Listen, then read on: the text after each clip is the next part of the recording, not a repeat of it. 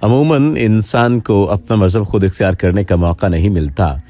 वो जिस मज़हब से ताल्लुक़ रखने वाले ख़ानदान में पैदा होता है उसी पर ज़िंदगी गुजार देता है। लेकिन कुछ लोग ऐसे भी होते हैं जिनके अंदर की सच्चाई उन्हें किसी ख़ानदानी मज़हब का पाबंद नहीं बना पाती और वो तहक़ीक़ और दलील की बिना पर अपने आबाई मज़हब को छोड़कर किसी दूसरे मज़हब को इख्तियार कर लेते हैं। आज की इस वीडियो में एक ऐसी ही शख्सियत जिनका नाम रोज़ी गैब्रियल है, उनके बारे में आपको बताया जाएगा। ये पाकिस्तान घूमने वाली कैनेडियन व्लॉगर थीं जिनका नाम रोज़ी गैब्रियल है। उन्होंने इस्लाम कबूल कर लिया। पाकिस्तान के मुख्तलिफ मकामात पर सयाहती गरज से घूमने वाली कैनेडियन मोटरसाइकिल सवार व्लॉगर रोज़ी गैब्रियल ने इस्लाम कबूल किया। याद रहे कि रोज़ी गैब्रियल दिसंबर 2018 में ही पाकिस्तान आई थीं तो खौफजदा थीं क्योंकि उन्हें यहाँ के हवाले से बहुत गलत बातें बताई गई थीं। रोज़ी ने पाकिस्तान में दाखिल होते ही मीडिया को बताने समेत अपने इंस्टाग्राम पोस्ट में पाकिस्तान के हवाले से पाए जाने वाले खदशात से मुताल्लिक लोगों को बताया था और कहा था कि उन्हें मशवरा दिया गया कि वो पाकिस्तान न जाएं। रोज़ी गैब्रियल का कहना था कि तमाम खदशात और लोगों के रोकने के बावजूद पाकिस्तान आई हैं और वो यहाँ के 40 मकामात की सैर करके दुनिया को खूबसूरती दिखाएंगी। कैनेडियन व्लॉगर और सयाह खातून ने बादशाह लाहौर, कसूर, मुल्तान और गवादर समेत शुमाली इलाक़ाजात का भी सफ़र किया था और उन्होंने वहां जाकर वीडियोस भी बनाई थीं। रोज़ी गैब्रियल तकरीबन 14 माह से पाकिस्तान में थीं और अब उन्होंने सोशल मीडिया पोस्ट के ज़रिए इस्लाम कबूल करने का ऐलान करके लोगों के दिल जीत लिए हैं। रोज़ी गैब्रियल ने इंस्टाग्राम पर बड़ी पोस्ट की। इसके आगाज़ में ही लोगों को खुशखबरी दी और बताया कि दायरा इस्लाम में दाखिल हो चुकी हैं। रोज़ी गैब्रियल ने पोस्ट में लिखा कि उन्होंने तो पुराना मज़हब 4 साल कबल छोड़ दिया था, ताहम अब वो अमन, मोहब्बत, इंसानियत और ज़िंदगी गुजारने के सबसे बेहतरीन रास्ते बताने वाले मज़हब के दायरे में दाखिल हो चुकी हैं। कैनेडियन व्लॉगर ने पोस्ट में ज़िंदगी में आने वाले मसाइल और मुश्किलात का जिक्र भी किया और ख़ुद को तकनीकी तौर पर पैदाइशी मुसलमान भी करार दिया और कहा कि चूंकि इस्लाम कबूल करने से कबल ही खुदा पर यकीन रखती थी इसलिए वो अब मुसलमान हो चुकी हैं और इससे पहले भी वो कमोबेश मुसलमान ही थीं। रोज़ी गैब्रियल का कहना था कि ज़िंदगी की एक दहाई मुसलमान ममालिक में गुजारी और इस दौरान उन्होंने हर जगह प्यार, अमन और मुस्कुराहटें देखीं और यही सिलसिला पाकिस्तान में भी रहा, जिस वजह से वो इस्लाम से बेहद मुतासिर हुई और उन्होंने इसकी राह पर चलने का अहद किया। कैनेडियन सयाह खातून ने पोस्ट में आलमी सतह पर इस्लाम के खिलाफ होने वाले प्रोपेगेंडे पर भी बात की और लिखा कि अफसोस के साथ कहना पड़ता है कि दुनिया भर में इस्लाम की गलत तरीके से तशरीह की जाती है। रोज़ी गैब्रियल ने लिखा कि दरहकीकत इस्लाम अमन, मोहब्बत और इंसानियत का मज़हब है, बल्कि इससे बढ़कर ये मज़हब ज़िंदगी को दुरुस्त अंदाज में आगे बढ़ाने और सुकून का मज़हब है। व्लॉगर की जानिब से इस्लाम कबूल किए जाने की पोस्ट किए जाने के बाद कनाडा और पाकिस्तान समेत दुनिया के दीगर ममालिक में मौजूद उनके मद्दाहों ने उनके फैसले का खैर मकदम किया। अब यहाँ पर एक बुनियादी सवाल पैदा हुआ और वो बुनियादी सवाल ये पैदा हुआ कि कबूल इस्लाम से पहले के उन मामलात का क्या, उन अमाल का क्या, उस बारे में इस्लाम क्या हुक्म देता है। यानी इस्लाम कबूल करने वाले शख्स के कबूल इस्लाम से पहले के अमाल के मुताल्लिक क्या हुक्म है। आज की इस वीडियो में आपको इस बारे में भी बता देते हैं और आगाह किए देते हैं।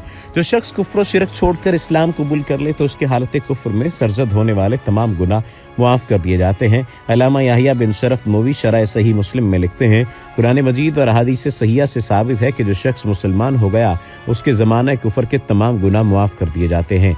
इसकी वजाहत इस हदीस मुबारका से भी होती है कि हुज़ूर नबी करीम सल्लल्लाहु अलैहि वसल्लम ने हज़रत उमर बिन अल-आस रज़ी अल्लाह तआला अन्हु से फरमाया, ए उमरू, क्या तुम नहीं जानते कि इस्लाम पिछले तमाम गुनाह मिटा देता है। हज़रत अब्दुल्ला बिन अब्बास रज़ी अल्लाह तआला अन्हु बयान करते हैं कि मुशरिकीन में से बाज़ लोग कसरत से बदकारी और शराब नोशी और दीगर कबीरा गुनाहों में मुलव्विस थे।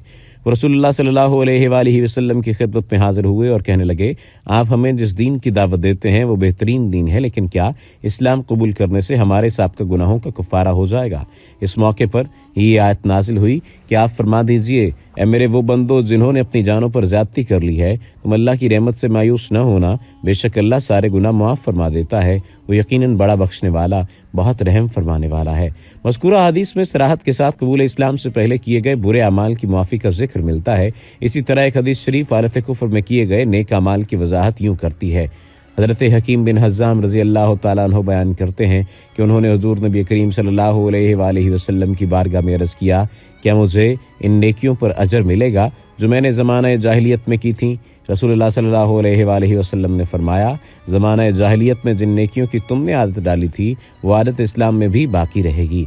एक और हदीस शरीफ में है कि हज़रत हकीम बिन हिज़ाम रज़ी अल्लाह तआला अन्हु के इसी सवाल पर हुज़ूर नबी करीम सल्लल्लाहु अलैहि वसल्लम ने फरमाया, साबिका नेकियों ही की बदौलत तुमको इस्लाम कबूल करने की तौफीक नसीब हुई है।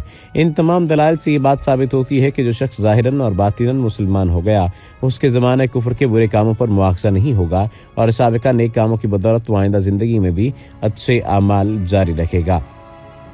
इससे पहले एक कबूल इस्लाम से कबल पूरी ज़िंदगी किसी मुसलमान से न मिलने वाले एक स्कॉच नौ मुस्लिम की भी बात सामने आई थी, बल्कि उसकी ज़िंदगी के मुख्तलिफ वाक़यात उसने खुद ही बयान किए थे। वो नौ मुस्लिम आलन रूनी था जिसने कबूलियत इस्लाम का अपना वाक़या बरतानवी अखबार में एक मजमून में किया था। उसका कहना था कि मैंने ज़िंदगी भर कभी इस्लाम कबूल करने के बारे में नहीं सोचा था और न कभी किसी मुसलमान से मेरी मुलाकात हुई। मैं तुर्की में छुट्टियां गुजारने आया और मैंने वहाँ से मस्जिद से बुलंद होने वाली अजान की आवाज़ सुनी। अजान की आवाज़ में इतनी कशिश थी कि उसने मुझे इस्लाम के बारे में मुताले पर मजबूर किया, जिसके बाद मैंने 1.5 साल तक मुसलसल इस्लाम का मुताला किया, यहाँ तक कि मुझ पर अपनी हकीकत वाज़ेह हो गई। अपने मज़मून के आगाज़ में रूनी लिखते हैं कि मैं दरमियानी उम्र का एक स्कॉच मुसलमान हूँ। पूरी ज़िंदगी मैंने कभी किसी मुसलमान से कोई मुलाकात नहीं की, इसलिए मेरे ये सवाल नहायत अहमियत के हामिल था कि मैं इस्लाम क्यों को कर कबूल कर सकता हूँ। ये सब कुछ तुर्की में तातीलात का समर था कि मुझे इस्लाम की हकीकत को समझने का मौका मिला। ये मेरी खुशकिस्मती है कि तुर्की में घूमते फिरते मैं अजान के वक्त एक मस्जिद के करीब था। अजान ने मेरे अंदर एक हलचल पैदा कर दी जिसने मुझे इस्लाम बारे सोचने पर मजबूर कर दिया। मैं तुर्की से स्कॉटलैंड के शहर इन्फ्रेनेस पहुँचते ही एक मकामी कुतुबखाने गया और कुरान करीम का अंग्रेज़ी तर्जुमे पर मुश्तमिल कुरान का नुस्खा खरीदा। वापसी के सफ़र के दौरान मैं अल्लाह से अपनी मंजिल के बारे में मदद की दुआएं करता रहा। मैंने बहुत गौर व गौस किया।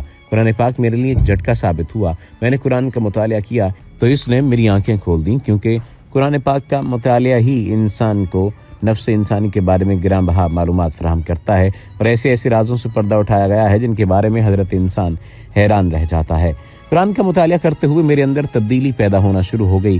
मैंने कुरान करीम को 3 बार मुकम्मल पढ़ा और हर बार में पहले की निस्बत ज़्यादा आगाही हासिल करता गया। रोनी का कहना है कि मैं सोचता हूँ कि अगर मैं मुसलमान हो गया तो क्या मैं दूसरे लोगों से बिल्कुल मुख्तलिफ दिखूंगा, मैं दूसरों से मुनफरिद लिबास ज़ेबतन करूंगा और क्या मैं दूसरों से मुनफरिद बात करूंगा, मेरे दोस्त अहबाब मेरे बारे में क्या सोचेंगे। इन तमाम सवालात के भी ज़्यादा मुझे ये सवाल बहुत चुभता कि क्या मैं इस नए तसव्वुर दीन को अपनी शख्सियत पर नाफिज कर सकूँगा। इस्लाम के बारे में मुताले के साथ साथ मैंने इंटरनेट पर 9 मुस्लिम हजरात की कबूलियत इस्लाम के तज़किरों का मुतालिया शुरू किया। मुझे कोई भी वाक़या दूसरे से मुमासिल दिखाई न दिया, क्योंकि कबूल इस्लाम का हर एक का अपना मुनफरिद सफ़र था। मगर जो चीज़ इनमें मुश्तरक थी वो ये कि हर एक ने इस्लाम को शौरी तौर पर कबूल किया और बारीक बीनी से मुताले के बाद दायरा इस्लाम में दाखिल हुए। नेज़ हर नौ मुस्लिम को मेरी तरह के एहसासात और जज्बात का सामना था। इंटरनेट पर मैंने अरबी में नमाज का तरीका सीखा, इस्लामी मौसीकी और कुरान की तिलावत सुनी। मौसीकी मेरी पहली कमज़ोरी थी, इसलिए मैंने इस्लामी मौसीकी से भी बहुत महसूस हुआ। बहरहाल मुझे इस्लाम के बारे में हक़ाइक़ तक पहुँचने में 18 माह का अरसा लगा। 1.5 साल के अरसे के बाद मैं ख़ुद को मुसलमान समझने लगा। नमाज़ें पंजगाना शुरू कर दी, माह सयाम के रोज़े रखे, अक्ल व शरब में हलाल व हराम की तमीज़ शुरू कर दी। मुझे पता चला कि मेरे मोहल्ले में एक छोटी मस्जिद भी है। मैं मस्जिद पहुंचा, अपना तारुफ कराया और अंदर दाखिल हो गया। मस्जिद में मौजूद तमाम लोग हैरान हुए। उन्होंने मुझे इस्लाम के बारे में अहम मालूमात पर मबनी कुतुब दी। अब मैं इस मस्जिद के अहम अरकान में से एक रुकन हूँ। याद रखे कि ये एक वाक़या नहीं है, इस जैसे कई वाक़यात हैं जो कि मुसलमानों के साथ साथ दीगर मज़ाहिब से ताल्लुक़ रखने वाले अफराद की आंखें खोलने पर उन्हें मजबूर कर देते हैं। मगरबी दुनिया में जहाँ एक जानिब इस्लाम मुखालिफ मुहिम ज़ोरों पर है, वहीं यूरोप के मुसलमानों ने एक नई मुहिम भी शुरू की है, जिसके तहत तवील अरसे से बंद गिरजाघरों को मसाजिद में तब्दील करने की एक नई मुहिम भी शुरू कर दी गई है। यूरोपीय मुल्कों में हज़ारों गिरजाघर या तो मकामी आबादी की लापरवाही का शिकार हैं या उनमें ईसाई शहरियों ने इबादत करना छोड़ दी है। ऐसे तमाम गिरजाघरों को ईसाई शहरियों ने इबादत करना छोड़ दिया था और ऐसे तमाम गिरजाघरों में मसाजिद में तब्दील करने के लिए कोशिशें जारी हैं। एक रिपोर्ट के मुताबिक अमेरिका में सालाना 20 गिरजाघर बंद किए जा रहे हैं। डेनमार्क की हुकूमत की जानिब से जारी करदा आदाद-ओ-शुमार में बताया गया कि सन 2015 के बाद एक साल में 200 चर्च बंद हो चुके हैं, जबकि जर्मनी में हालिया चंद बरसों के दौरान 515 गिरजाघरों को ताले लगाए गए। हॉलैंड की कैथोलिक मसीही फ़िरके के रहनुमाओं का ख्याल है कि अगले 10 साल में उनके 1600 गिरजाघरों में से 2/3 बंद हो जाएंगे, जबकि प्रोटेस्टेंट का कहना है कि 4 वर्षों में 700 गिरजाघर बंद किए गए हैं।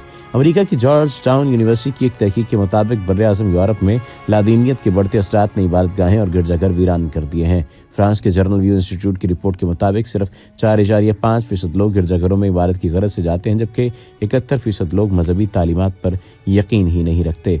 ये आम बात नहीं है, ये बहुत बड़ा मामला है और इसी मामले या इसी बात पर गौर व फिक्र होना चाहिए, सोच विचार होनी चाहिए।